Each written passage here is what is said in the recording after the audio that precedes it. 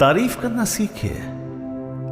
खाना अच्छा या बुरा नहीं होता, खाना अच्छा या बहुत अच्छा होता है। खाना तो खा लिया और रोज खाते हो, वो बनने में क्या क्या लगता है ये भी जानते हो। खाने में नमक ज्यादा है क्या है कि मुंह सिकोड़ते हो। गरम तेल, चूल्हे की तपन पहचानते हो। थाली रोज सजती है, नियमित समय पर रोज थाली सजती है। उस बनने से सजने तक की प्रक्रिया में बहुत मेहनत लगती है। कमर की अकड़, सब्जी वाले को पकड़, उस आंच की तपन, वो कारीगर सी लगन, वो स्वाद लाने के हजार